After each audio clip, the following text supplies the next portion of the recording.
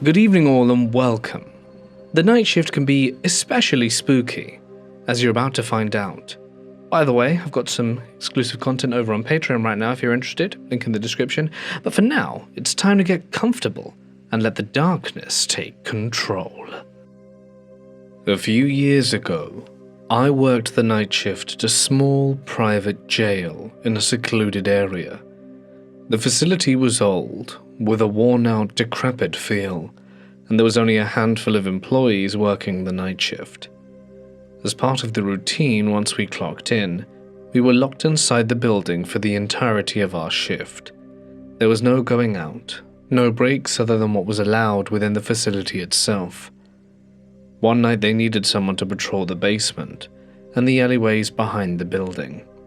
Since I was one of the only men on the night shift, I was tasked with it. I figured it would be a good chance to stretch my legs and sneaking a quiet smoke break. The basement was unsettling to say the least. Dim lighting, shadows stretching unnaturally across the walls, and the air had a weird, musty smell that seemed to stick to everything. The whole space had this oppressive vibe to it, like you were being watched from every dark corner. There was only one way in and out of the basement, a heavy red door that required a large key to open. No windows, no secondary exit, just the door locked tight and heavy, like a barrier that trapped anyone inside. Well, I walked deeper into the basement, feeling the hairs on the back of my neck begin to rise, and I couldn't shake the feeling that something wasn't quite right. I couldn't explain it, but it felt like it was alive in some way. There was just something watching me in the darkness. The deeper I went, the stronger that sense became. And then it happened. I heard footsteps clear as day right behind me. At first I thought it was just my mind playing tricks on me, but then I realized they were mimicking my steps. No matter how I changed my stride, the sound behind me followed in perfect sync, as if someone was walking just a few paces behind me, trying to match my every move. The footsteps grew louder, closer. I quickened my pace, but the sound kept up, like whatever was behind me was deliberately matching my speed. My heart started racing, and my body tensed in fear. I could feel the cold sweat on the back of my neck, the pit in my stomach growing deeper with every step. I rushed up the stairs to the red door, fumbling for the key in my pocket. I was shaking, panicking. Why wasn't the door opening? My hands were trembling so badly I couldn't find the right key, and the sounds from behind me kept growing louder. Someone was getting closer. I could hear shuffling footsteps right on my tail, coming up the stairs, the sound echoing in the narrow stairwell. My panic was reaching a fever pitch as I struggled with the keys. In a desperate fit of frustration, I kicked the door with all my might, and to my shock, the door swung open without a key and without struggle. A massive, heavy door that had always locked itself with a resounding clunk now just opened as if expecting me. I didn't think twice. I bolted out of the basement, heart pounding, adrenaline flooding my veins. I stepped into the cold, rainy night outside, but it didn't calm my nerves. The rain hit my face, but I still couldn't shake the feeling that I was being followed, and I stood there in the dark trying to convince myself that it was just my nerves, just my imagination. But nothing made sense. After pacing back and forth, I must have smoked half a pack of cigarettes, just trying to calm myself down. But the question swirled in my mind. What followed me down there? Why did the door open on its own? The fear lingered, a heavy weight on my chest. I couldn't shake the sensation that I had narrowly escaped something. Something wasn't right about the place, something darker than the usual eerie atmosphere of the jail.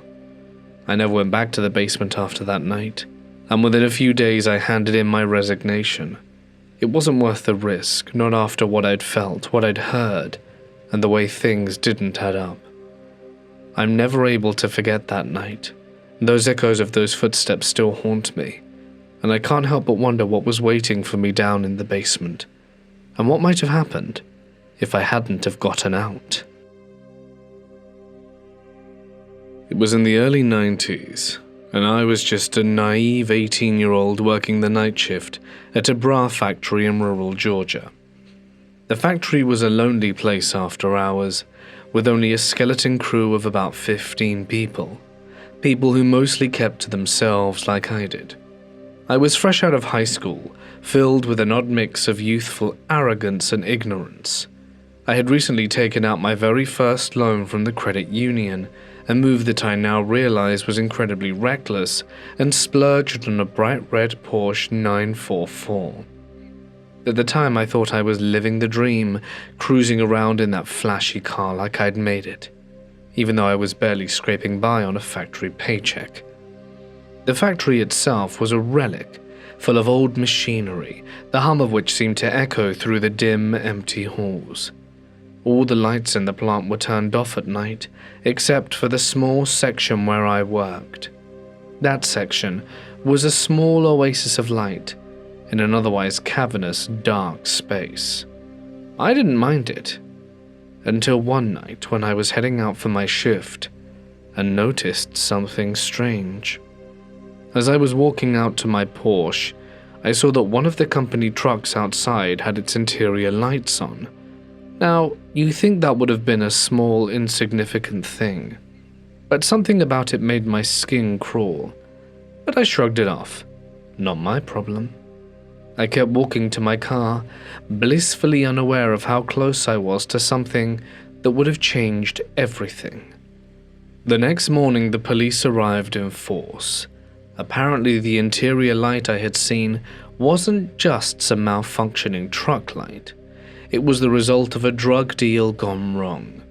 The police found a duffel bag containing no less than $750,000 in cash in the cab of the truck. But that wasn't the worst of it. Inside the plant itself, they discovered a box filled with 50 kilos of cocaine. The drug operation had been happening right under my nose, and I had unknowingly walked past it every night. The authorities acted quickly, taking possession of both the cash and the drugs. But the chaos didn't end there. A few nights later, another trailer showed up at the loading dock, an overseas container this time. The plant was a quiet, unassuming place, and no one had any idea what was really going on behind those walls. It wasn't until the trailer was inspected that the truth came out. A false wall had been installed inside it, hiding more cocaine, but this time the authorities had set a trap. They left the drugs inside the trailer as bait, but no one ever came to collect it. In the days that followed, another strange thing happened. My friends, who had always talked about escaping the mundane life of the factory, decided to up and leave for Florida. They were going for a fresh start, leaving behind the dead-end jobs and chasing something better.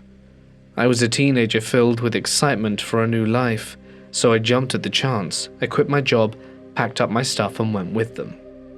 At the time, I didn't think twice about it. It seemed like an adventure, a way to escape the drudgery of my factory life and see the world far beyond the small town I had grown up in. But now, looking back with the clarity of age, it hits me just how close I came to disaster. I had worked late on the nights when the truck was parked outside with its interior lights on. I had no idea that the truck was likely being used by a man, maybe even several men, who were deeply involved in dangerous, illicit operations. If I had taken a step closer, had I looked through the window of the truck at the wrong time, one of them could have seen me, and I would have never have known what hit me. But what really terrifies me now looking back is how I must have appeared to those drug dealers. A dumb teenage kid, all of a sudden driving a bright red Porsche, quitting my job and making a rash decision to follow my friends to Florida, just days after they lost millions of dollars worth of drugs and cash. It must have looked suspicious as hell. They had to be wondering, was I involved? Was I somehow connected to their operation? Was I a liability? I think about the night I left the factory, The night that could have been my last, and how close I came to getting caught up in something way darker than I could have ever imagined. Had I been in the wrong place at the wrong time, I might not have been so lucky. I might have been caught in the crossfire, or just disappeared without a trace. In the end, I escaped. I went to Florida with my friends, leaving the factory behind. But I can't shake the feeling that I narrowly escaped something very sinister. I'm agnostic. I don't really believe in the paranormal or anything spiritual, but at the same time, I know I don't know everything. That said, I've never experienced anything I couldn't explain, until tonight. I'm currently working a night shift at a care home. It's just past midnight, and I'm the only staff member on duty until morning. The care home has two buildings, the main one and the smaller one where I'm stationed tonight. The smaller building houses only a few residents, and it's old, like really old. Before it was a care home, it was an orphanage in the late 1800s/early 1900s, housing sick and deformed children. There are still pictures of them hanging on the walls, and from what I've been told, many of them never left. So, a while ago, I was leaving a resident's bedroom when I saw her. At the other end of the hall, a woman in a white nightdress. For a split second, I thought it was just one of the residents up late, maybe struggling to sleep. But then I realized something strange. I could only see half of her body, vertically, like she was phasing through the wall as she walked, and then was gone. The whole thing lasted only a few seconds, but I froze, trying to make sense of what I had just witnessed. A trick of the light, perhaps? Tired eyes? I needed to calm down, so I stepped outside for a cigarette, my hands shaking, heart pounding. I tried to brush it off. Maybe I imagined it. Maybe it was a weird shadow.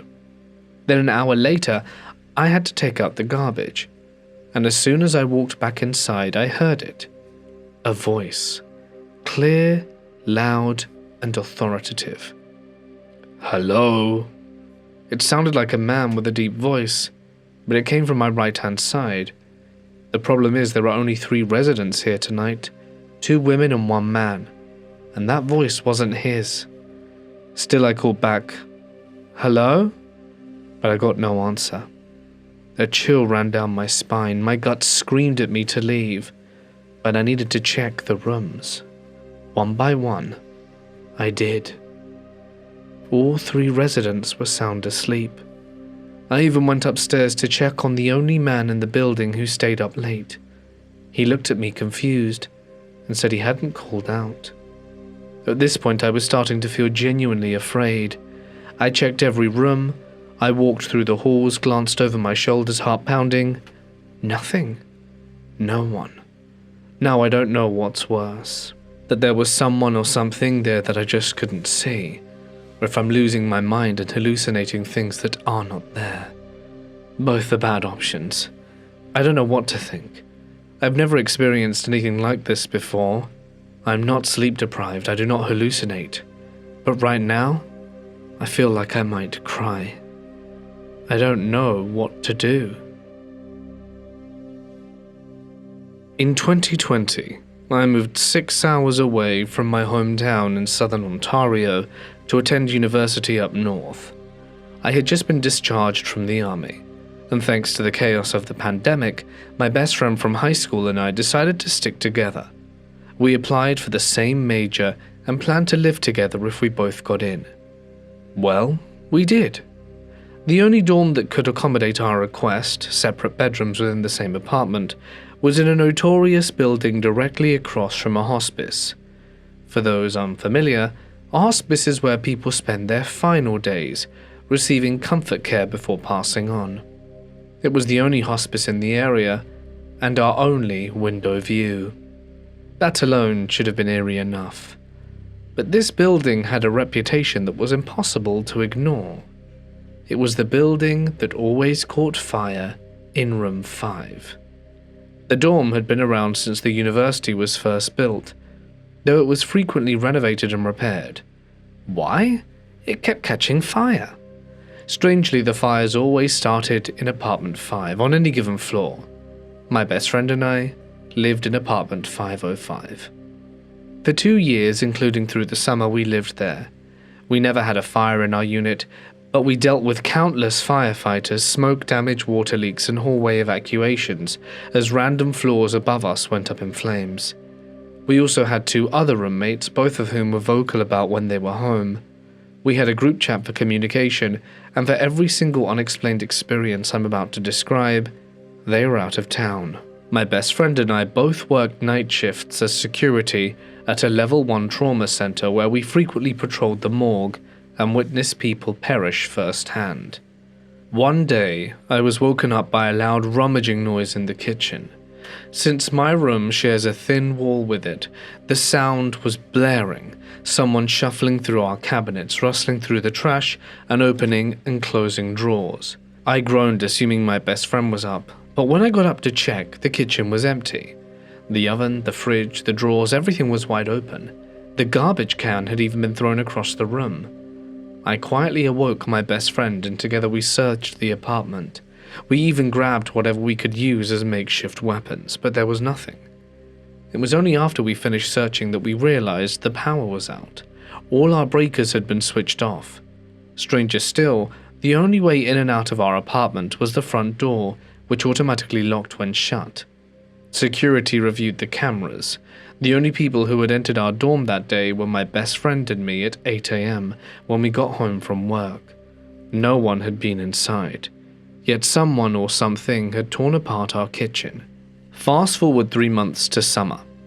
By this point, my best friend and I were 2 of the only 11 people left in the entire building. Most of the international students stuck due to quarantine restrictions, and we were the only ones on our floor. Most nights were uneventful, aside from the occasional heavy footsteps in the hallway, knocks on our door when no one was outside, and shadowy figures glimpsed through our peephole, but disappearing when we opened the door. It was creepy, but we had bigger problems, like working 12-hour shifts at a hospital dealing with real emergencies. But one morning shook me to my core. My best friend and I were asleep after work. I never locked my bedroom door. My best friend loved to come in and hang out, so I never bothered. But for some reason that entire week I had been locking it, and thank God I did, because I woke up to a frantic pounding on my door. I was still half asleep, groggy from my shift, but I saw 2 dark shadows under the door. Feet. Thinking it was my best friend, I called out, "What do you need?" The knocking stopped, but the shadows didn't move. Annoyed, I sat up, threw on a sweater and checked the time. 10 a.m. The shadows were still there. I sighed, reached for the door handle, and then I heard a thud like something fell. Worried that my bestie had collapsed, I threw the door open, just in time to see our front door swing shut. I ran after it, and in the hallway rounding the corner was a tall, completely black figure. I chased it. Instinct kicked in, the security training.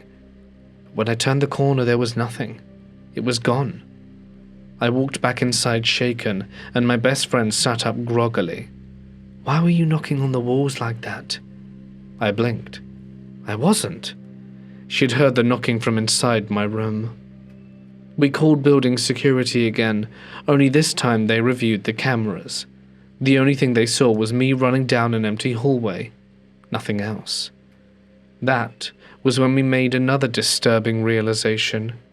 We had anti-break-in security sticks wedged against our front door while we slept. Every time these incidents happened, we would wake up to find the sticks had been moved, either to the living room or against the wall. We tested it. My firefighter boyfriend and his equally strong friend couldn't force the door open when it was in place. There was no way someone could have just pushed their way in, and yet something had. After my boyfriend started staying over regularly, these incidents stopped. Even the fires stopped. We lived there for 2 years. The occasional bangs and weird noises never really went away, but the major disturbances, they ended. We moved out soon after, and I still don't know who or what was sharing that apartment with us. For a while, I worked the night shift as a carer in a nursing home. It's easily the creepiest place I've ever stepped foot in. It was owned by nuns who lived on site, housed in a massive, Gothic Catholic building, adorned with looming statues, an unnervingly long driveway, and an overwhelming sense of wrongness that made agency staff dread coming in. The facility's history was equally grim, but I won't get into that, partly to avoid giving too much away, but also because it doesn't really matter, the place just felt bad. I've had my fair share of eerie moments, fleeting shadows, a sensation of being watched, but as a skeptical believer, I always brush them off, until the following two incidents. Every night shift worker was given a deck phone, which we used for buzzer notifications and communication with our partners and the night nurse. One night I was in a resident's room, helping him urinate into a bottle since he was bedbound. As I went to leave, I reached for the door, and it wouldn't open. I yanked on it hard. Nothing. I checked the lock. Nothing. It was as if something on the other side was holding it shut. I took a breath. Maybe I was overreacting. Maybe the door was just jammed. I figured I'd take the other way out, through the shared ensuite bathroom that connected to an adjoining room. Except that door wouldn't open either. Now I was really panicking.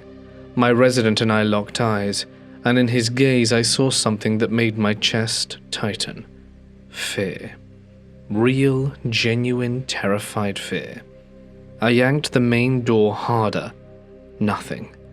At this point I was putting all my weight onto pulling it, even braced my foot against the wall, but still nothing. That's when it hit me. I had my deck phone.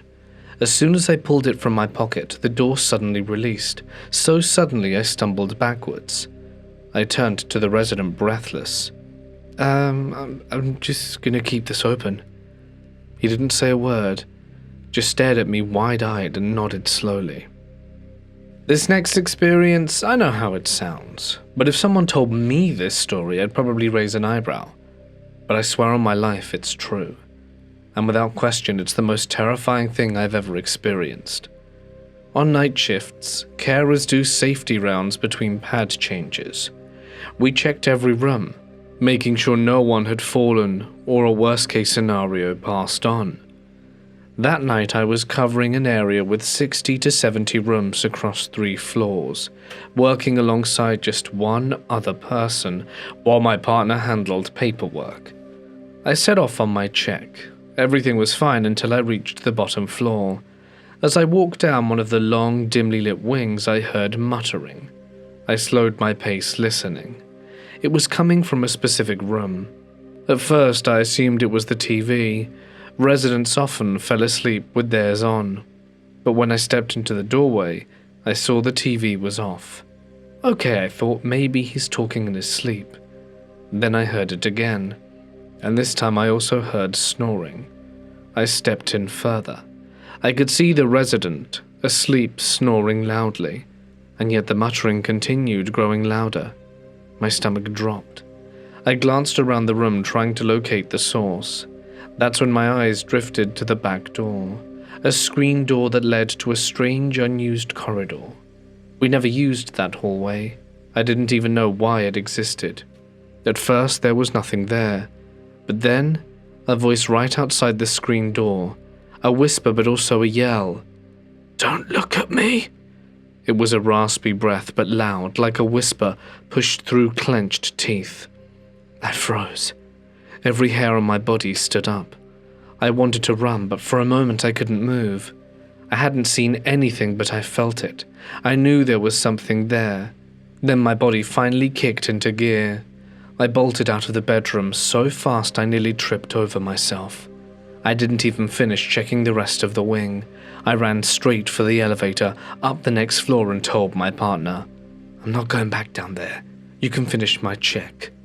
He laughed at first until he saw my face. I've never had anything like that happen again, but the sheer terror of it, I can't even explain. You don't realize what true fear feels like until something unseen warned you not to look at it. I didn't see anything, but it saw me. Now, I never saw or heard anything regarding this personally, but near the end of their lives, several residents would ask about the children in their rooms, always the ones nearing death. The thing is, this facility used to be an orphanage. Make that what you will. I used to work as a road train driver in the Gascoyne region of outback Western Australia. It's a desolate stretch of land, a place where time seems to stand still. The isolation's so thick your thoughts are almost the loudest things there. It's no wonder you start seeing things, and believe me, I saw things. It made me question whether my mind was playing tricks on me, or there was something otherworldly out there watching. Night shifts were the worst. Out in the darkness, the truck's headlights would slice through the blackness, revealing fleeting glimpses of shadows that shouldn't be there. It was often fatigue making me see things, or that's what I told myself at least. You'd start seeing things that didn't belong. Black dog phenomena that locals warned me about, shadowy figures darting in and out of the peripherals, goats that seemed to shift into something far darker. The most bizarre moment was one night when I could have sworn I nearly ran over a corgi. In the middle of the outback, a corgi? The chances of one being out there are astronomical, but there it was standing in the road, staring at me with these wide, unnatural eyes. But it was one night in particular, though, that keeps me up at night, all these years later. It had been a long, grueling day. I was exhausted. I parked the truck off the side of the road, shut off the engine, and decided to let it run cold for a bit and tried to sleep. My eyes felt heavy, and the cab felt suffocating. After about 10 minutes, I finally laid back to rest. But then there was noise.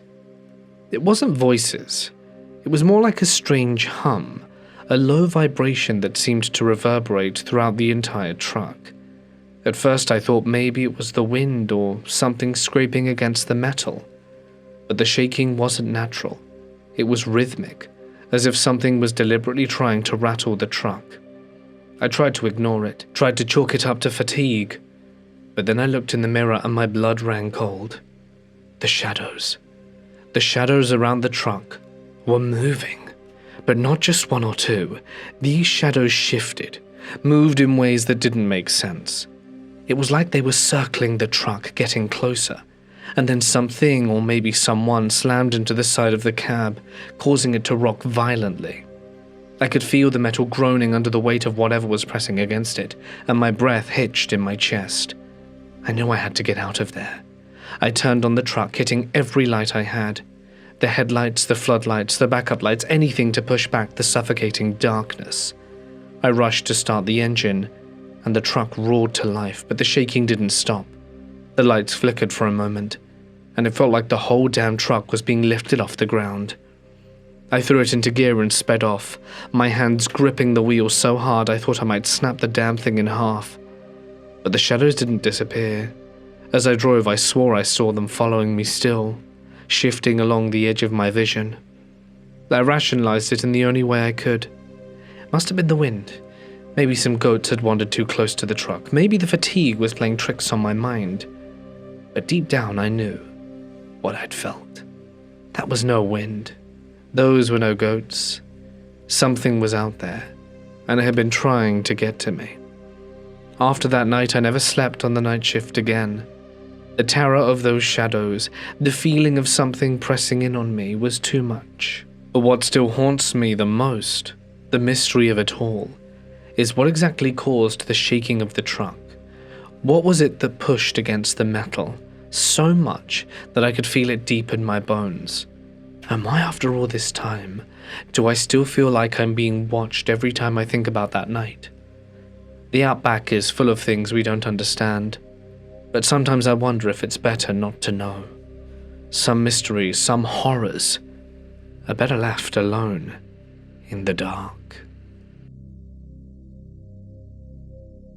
When I was 17, I worked to drive-in fast food joint about a mile from where I lived.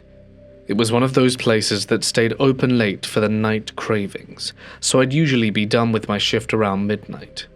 The place closed at that time, and I'd start making my walk home at around 12:30 a.m. The street I had to walk along was pitch dark with no streetlights until I was about 2 or 3 minutes from my house, but I didn't mind it too much. My dad had bought me a stun gun and a knife, so I carried them with me for protection. Still, there was something deeply unsettling about the night, how quiet the streets were and how empty everything felt. But I told myself I would be fine, that I could handle anything that came my way. That night started off like any other. The moon was hidden behind clouds, leaving everything cloaked in darkness, and the air was thick, almost sticky. I remember hearing the distant hum of the highway, but the streets I walked were eerily silent. No crickets, no rustling leaves, just the sound of my shoes against the pavement echoing in the emptiness. Then a car passed by. At first I didn't think much of it. I didn't even get a good look at it. Just a blur of headlights and the soft whoosh of the engine, barely audible in the still night. But the sound was off. The engine was unnaturally quiet. The car didn't sound like it was driving at normal speed. It was almost as if they were trying to be too quiet, like they didn't want me to hear them at all. I didn't think anything of it. I figured it was just someone out for a late drive. But then they circled back slowly. The car turned around and started driving behind me, headlights off, casting everything in an even deeper, more suffocating darkness. That's when the fear hit me. My stomach turned into a tight knot. No one ever drove that slowly on this road, especially not this late at night. I could feel my pulse rising in my throat, a sense of dread creeping over me, sinking deep into my bones. I wasn't alone anymore, and that realization sent a cold shiver down my spine. The car was now tailing me, going just slow enough to make sure I noticed. I could hear it getting closer and closer, the tires humming faintly on the asphalt. Then I heard a voice that wasn't just about someone else, but seemed to be talking about me, like I wasn't even a person but a target. I swear I heard the words, "Behind her," followed by something I couldn't quite make out, and the mention of "music on." My head whipped around, but I couldn't see anyone in the car, just the faint outline of the vehicle moving silently. My heart felt like it was going to explode in my chest, and my breath caught in my throat, turning sharp and shallow. I didn't know what to do. Fight or flight was kicking in, but the only option I could think of was to act. I pulled my stun gun out my pocket, fingers shaking, and pressed the button. The loud crackle of electricity ripped through the air, breaking the silence with a shrill, buzzing sound. I let it go off for about 3 seconds, just long enough for it to be heard, and long enough to let them know I wasn't going down without a fight. The air seemed to hum with tension. And for a moment there was nothing. The car didn't stop, but it did flash its high beams in my direction, blinding me for a second. Then without a word or a sound, it sped off past me, disappearing into the gloom. But I didn't move, not at first. I stayed frozen there in the middle of the road, my hands still gripping the stun gun, my heart pounding so loud in my ears that I could barely hear my own thoughts. For the next few nights, my dad insisted on picking me up from work. He said it was because the area where we lived was too close to the place where the yogurt shop murders took place in Texas, a brutal and horrific event that was still fresh in people's minds. After that, he stopped letting me walk home alone, and I didn't argue. We lived near the place, and after that night I couldn't shake the feeling that maybe I wasn't just imagining things. Maybe there was something more to that car, to the whispering voices, to the way it had followed me. My dad wasn't taking any more chances, and honestly, neither was I. I used to work in a theatre doing sound and lighting. There was something unnervingly eerie about that place. When I worked the night shift, I'd usually be alone. I'd lock up after everyone left, making sure the building was empty. But when you're alone in a giant guttural space like that, it's hard not to feel like you're being watched, especially when it's dead quiet and you're surrounded by creaks, groans, and the distant echoes of the building's shifting weight. The theatre was old, with layers of history soaked in the walls, and you could feel it in every step you took. The balcony was almost always closed off, unless there was a performance, and as part of my routine, I'd do a sweep to make sure no one had snuck up there. The balcony's old projection room was particularly unsettling, and the door was always locked. Always. But one night as I made my way up, flashlight in hand, I saw it. The door to the projection room was wide open, creaking slightly as if someone had just been through. I froze, heart pounding in my chest. "Hey, John, are you up here?" But there was only silence. I messaged my boss. "Have you been in the projection room recently?" I watched as the message was read, but there was no reply. I tried my coworker, and the response was the same. No one had been in there. A chill ran down my spine. Every instinct screamed at me to leave, but I couldn't shake the feeling that something had been in there and was watching me.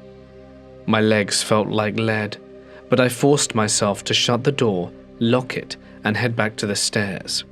In my haste, I'd already turned off the balcony lights and the staircase lights, leaving everything pitch black as I descended. When I reached the first landing, my blood turned cold, and I could swear I saw a figure standing at the far end. The hair on the back of my neck stood up, and a wave of dread washed over me.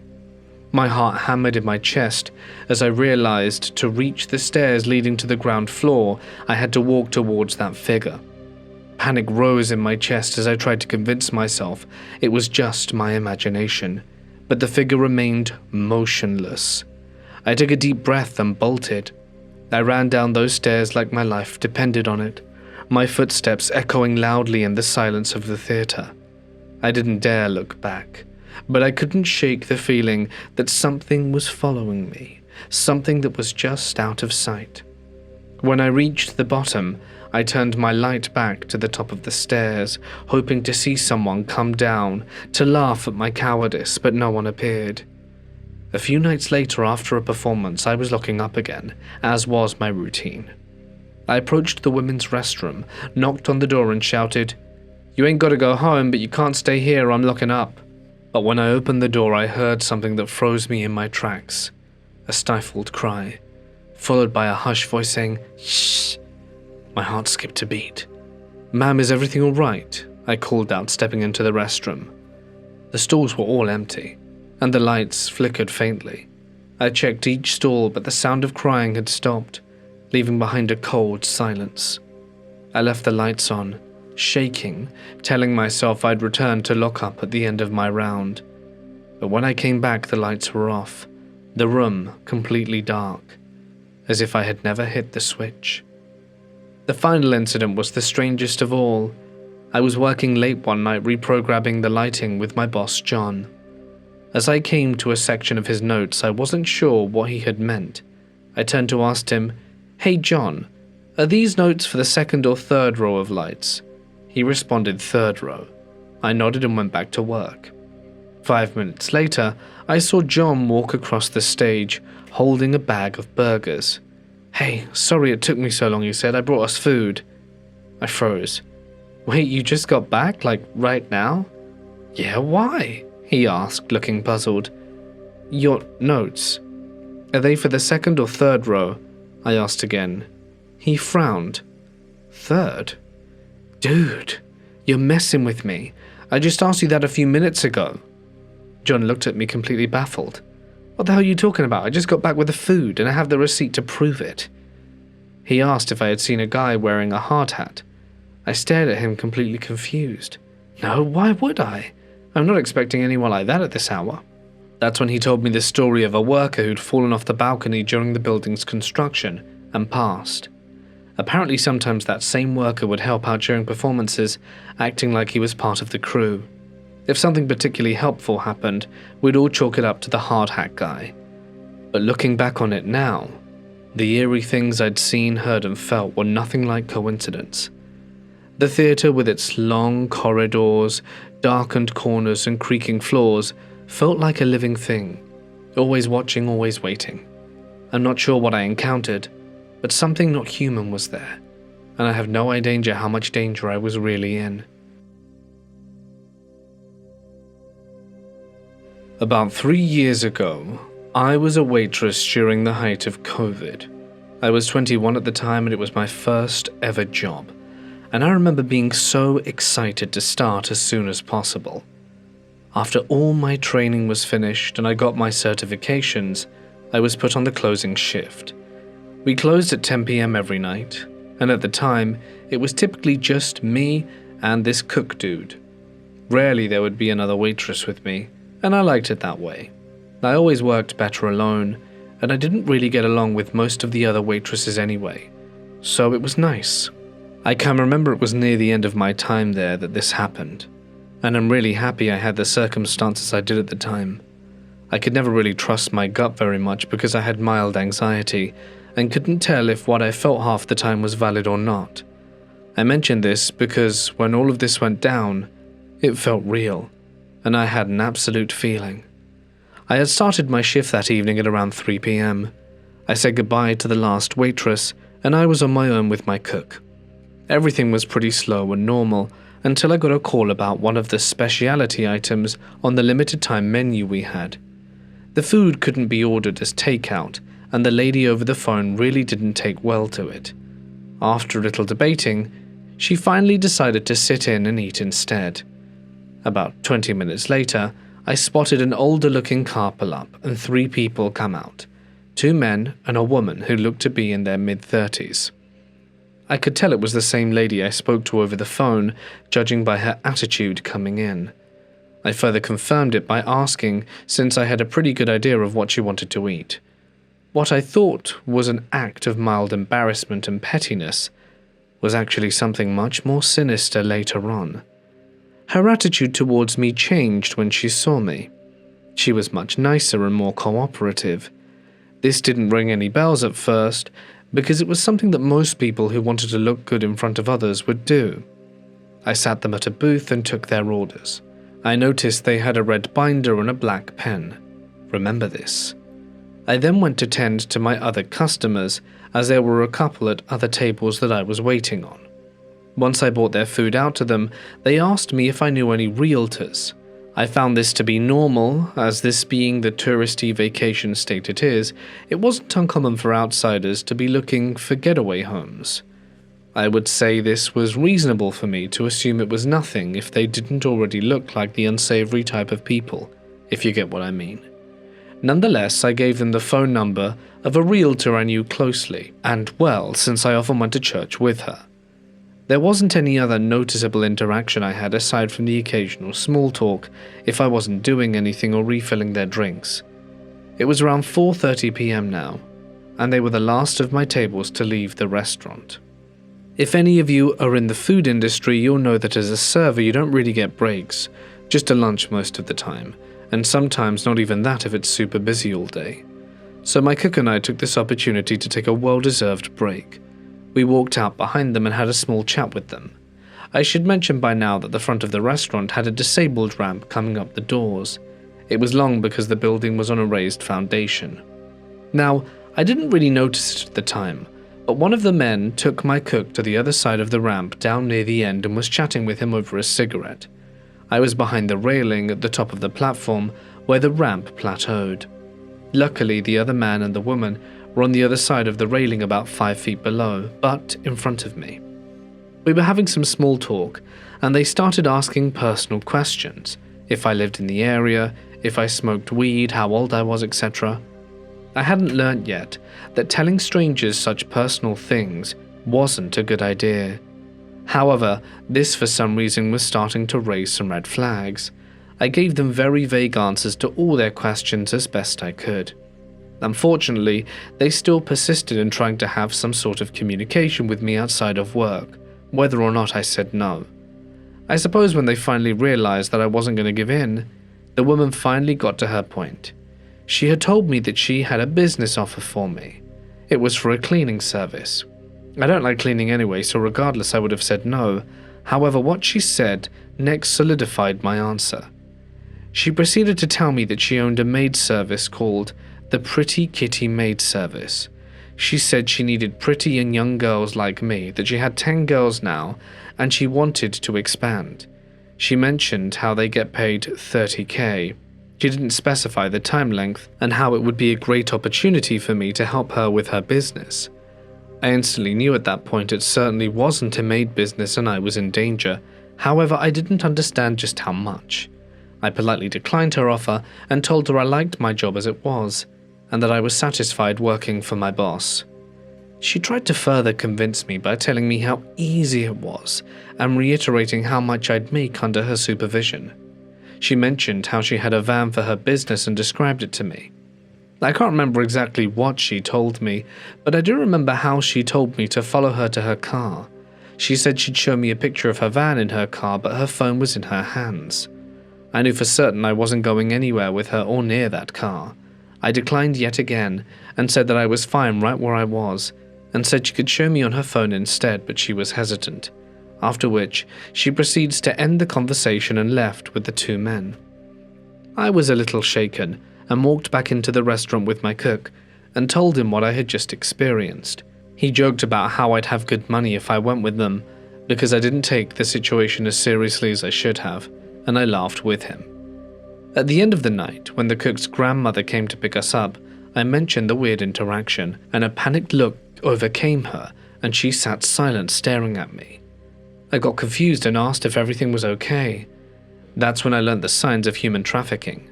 She broke it to me that I was almost trafficked and incredibly lucky that I didn't get taken. My stomach dropped as I started to panic at the realization of just how much danger I was in. Nothing really happened after that, except for the red binder and the black pen I told you about. I went to work the next day, and a customer walked in. Now, normally in my part of town, not many people like to sit and relax for a while. They're mostly there to eat and leave. It wasn't exactly a cafe.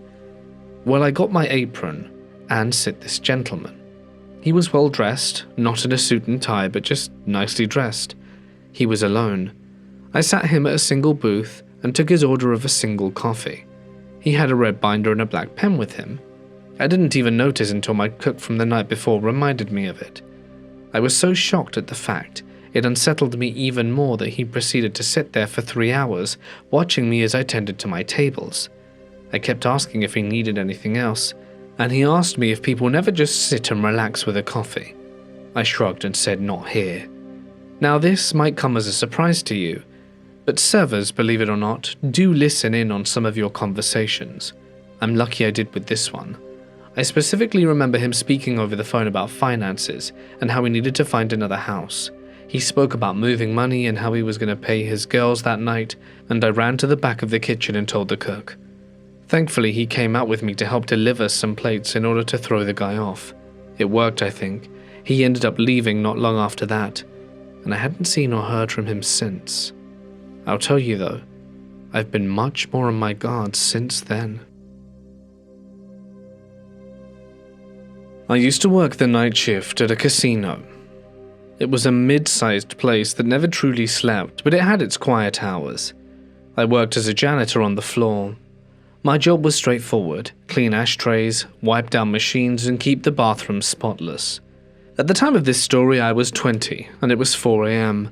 I was making my last round in the men's restroom that I was assigned to shift. The casino was practically dead at this hour, just a few die-hard gamblers and the occasional drifter. While mopping near the sinks, an older guy, maybe 65, walked in. "The floor's a little wet, watch your step," I told him politely. He gave a slight nod. He headed to the urinal, and I kept working. A few minutes passed and I noticed he was still standing there. He wasn't using the urinal, he was just lingering. Then out of the corner of my eye, I caught him turn his head to look at me. Finally, after what felt like too long, he stepped away and walked towards me. What he said next sent a chill down my spine. "Hey, just so you know, I couldn't take a leak because you gave me the biggest growth." I froze, my brain trying to process what I just heard. Thanks," I replied, forcing an awkward chuckle, trying to play it off because I was at work and had to be polite. He grinned, then walked out. As soon as he left, I let out a nervous laugh, not because it was funny, but because I was caught so off guard. Nothing like that had ever happened to me before. A few minutes later, I was just about finished cleaning when he walked back in and my stomach dropped. He stepped closer, flashing a crumpled $10 bill. I have to give you a little tip, is that okay?" I hesitated but figured refusing would be weirder. Sure. As soon as I reached for the money, he grabbed my wrist and yanked me towards him. Before I could react, he had me in a tight bear hug, his arms locked around me. I struggled, trying to pull back, but he was strong. Then I felt his hand slide down to my backside, squeezing. "You're just so hot," he murmured. Panic shot through me. I wrenched myself free and bolted out the restroom. My hands were shaking as I grabbed my radio and called for security. Within 2 minutes, 2 security guards arrived. I hurriedly explained what had just happened, still shaken from the encounter. I expected them to take immediate action, or at very least escort the guy out or call the authorities. Instead, one of the guards let out a sigh and exchanged a glance with his co-worker before saying, "Look, there's not much we can do. He's a paying customer, and management doesn't like getting involved with the police. If he causes you any more trouble, just let us know and we'll deal with it." I stared at them, waiting for some kind of reassurance, but that was it. No report, no confrontation, just an unspoken rule that the casino's image mattered more than my safety. I felt sick. I never saw the guy again, but a month later, I quit that job. Bartending is my trade, and I've been in this business for the last 9 years, since I was 21. I've learned more than just how to mix a perfect old-fashioned. I've learned how to navigate the attention that comes with the job. Some want it, but most of it not. I should mention that I put effort in my appearance. My clothes, my makeup, my hair, they're part of the job. Presentation matters when your income depends on tips, but because of that, I've had to become firm with boundaries. I've been working at this bar for 4 years. It's a small, cozy place that prides itself on quality cocktails and relaxed atmosphere, the kind of spot where craft beer flows instead of Coors, and you're more likely to see a Manhattan ordered than an O-bomb. A place, for the most part, that keeps the rowdier crowd away. Saturdays mean trivia night. Sometimes I get stuck hosting, not my favorite part of the job, but sometimes I have no choice. That night, a girl in the crowd stood out. She answered most of the questions I threw out, and wasn't alone. She had a group of friends with her, all in their mid-20s. She and I struck up a conversation between rounds and drink orders. She was flirty, and I'm not great at flirting, but she was sweet. And just to be clear, I like both men and women. This wasn't me humoring her for a bigger tip, though. Then came him. He sat one bar stool away from her and started making offhand, borderline rude remarks. At first, it seemed like he was hitting on her, but she wasn't giving him anything to work with. I told him plain and simple that she wasn't interested. He smiled, the kind of smile that doesn't reach the eyes. Then he dropped his gaze, not to my face, but lower. "Just looking for a name tag," he said. "We don't wear name tags." I warned him once. Keep making people uncomfortable and he'd be removed. Something about him put me on edge. He kept one hand stuffed in his jacket pocket, fingers twitching like he was fiddling with something inside. I don't play around with that kind of behavior, so I let security know.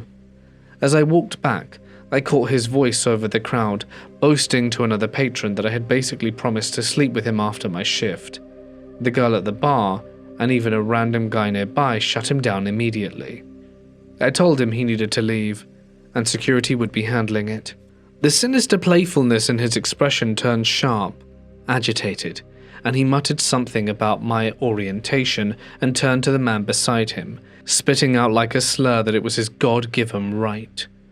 I despise men like him, the ones who thrive on making others uncomfortable, convinced that if they push hard enough they will get what they want.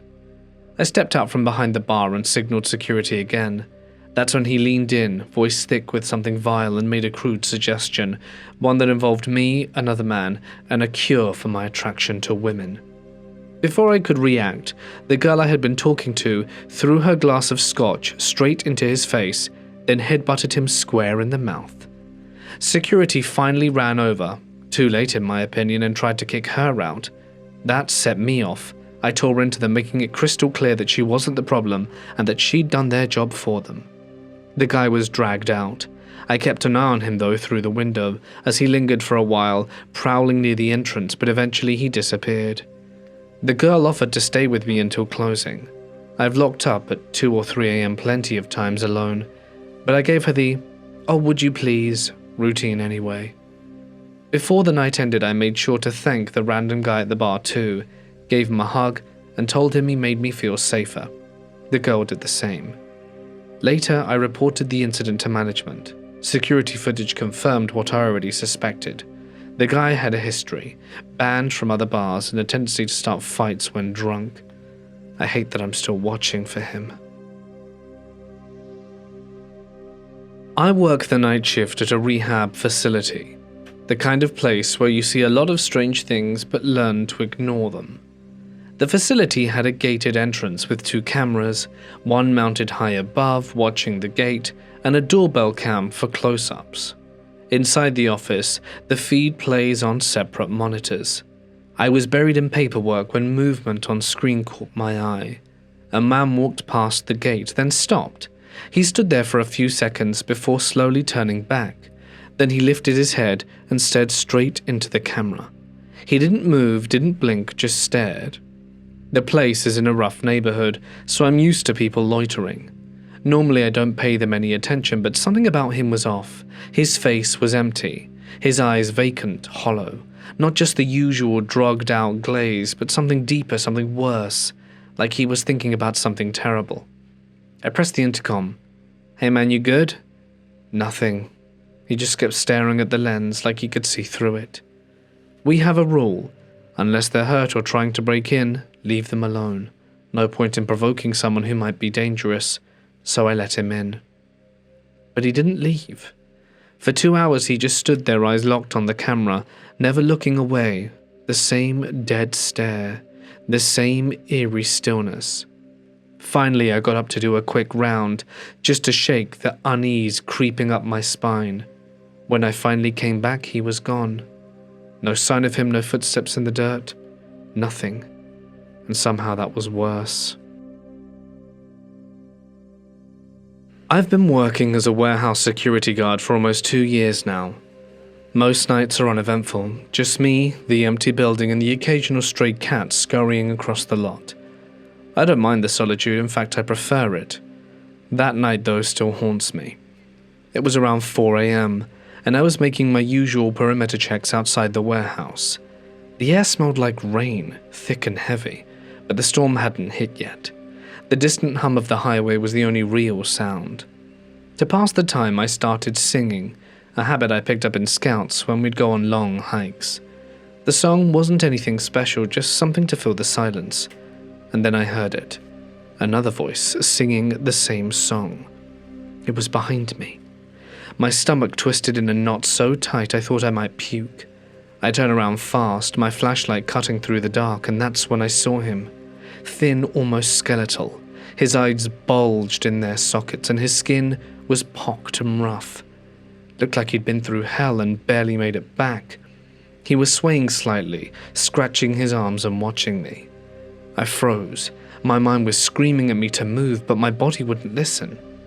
"Who are you? What are you doing here?" I finally managed. Nothing. He just stood staring at me. "This is private property. You need to leave," I said, my voice a little shakier than I'd like to admit. He twitched at that, glanced around like he was checking to see if we were alone, then turned and started walking away. Every few steps he'd glance back over his shoulder. I didn't breathe until he was out of sight. Even then I wasn't convinced he was really gone. When I was absolutely sure I was alone, I bolted inside and locked the door behind me. I told my supervisor the next morning and he just nodded and said, "Yeah, that happens. Sometimes you just have to get used to it." But I haven't gotten used to it. I have tinnitus. Sometimes I hear noises that aren't really there, faint echoes, phantom sounds, and I used to chalk it up to my imagination, but now, every time I hear footsteps behind me, I turn around. Because that night, if that guy hadn't started singing, I don't know if I'd still be here to tell the tale. When I graduated high school in 2008, I was kind of at a loss on what to do with my life. I'd just got a job at a local convenience store working night shift, and for about 8 months I really enjoyed it. My parents and friends were always concerned about me getting robbed or murdered, and rightfully so, but I never had an issue with anyone. About a year in, I finally experienced the encounter that made me change my life. It was a pleasantly cool late September evening, and at about 2:35 a.m., the doors open and this skinny, frail figure of a young woman comes in. I'll never be able to forget her. If it wasn't the way she was acting, she honestly would have been kind of cute. She had a collarbone waterfall of brown hair, tan skin, and an attractive figure, and was wearing a tight-fitting dark grey tank top, and was between her late 20s to early 30s. But it was her eyes that really captivated me, and not in a good way. The woman had this blank and distant stare. It was like she was an expressionless shell, moving purely on robotic instinct. She didn't say anything to me, no greeting whatsoever after I greeted her. Honestly, I just assumed she was high or something. She moved past the front counter towards a little household supply aisle we had. She picked up a little bag of cat food and turned back towards me, staring me straight into the eyes so intently that I thought she was about to pull a gun and shoot me. What she did was honestly much worse though. She got to the front counter, never breaking her silence or gaze even after I tried talking with her, and reached into her pocket and pulled out a $5 bill and 3 quarters. With tax, it was still a little short of the price, but I'd take $1 out my wallet to stick it in the cash register later. She was starting to creep me out. After I took the money and rang her up, she didn't move. She stood there staring at me without blinking. I tried speaking to her again, but this time she brought the cat food up and opened it with the littlest ease I've seen a packet of pet food be opened. By this time I'm standing in silence trying to figure out what the heck she's doing. Her gaze was unflinching, and she reached into the bag and pulled out a big handful of cat food staring at me, and shoved the whole handful of pet food in her mouth and began crunching away. Bits and pieces of the cat food dropped from her lips onto the floor. I wanted to say something but was too flabbergasted to even get my voice from my throat. Finally, after a few minutes of chewing on her cat food, the woman turned and walked out the store. My boss pulled up the camera footage the following morning before I clocked out. He said he'd seen the woman before, but only once in his 5 years of employment there. He told me, and I kind of think it was a lie, that she was a crazy woman who lived in an old mausoleum in the city cemetery. He said the cops knew about her, and as part of their initial nightly patrols would go and check on her to make sure she wasn't dead. That was the night that made me decide to go to a trade school. I never worked at the gas station again, and every so often she still appears in my nightmares, just standing there, staring at me with those deep, blank eyes, crunching on a handful of cat food. We see tons of people in this job, all different. It's part of the charm, and different people mean different smells. Usually not too bad. I don't expect you to smell shower fresh after a long shift or a 12-hour drive. Some people have bad breath, but it's nothing notable. Until this guy. Might as well call him Stankman George. He skews the statistics because he stinks so much worse than literally everyone else. I don't know if I can do this justice through words, but I'll sure as hell will try. George is dropped off by a taxi with his grandma. She uses a wheelchair and their dog. They're apparently locals. I don't know how the taxi driver survived. Dear Lord. They come inside and go straight to the desk. A few people come in after him and stand behind him in line.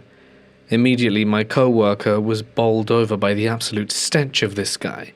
It's insanely strong.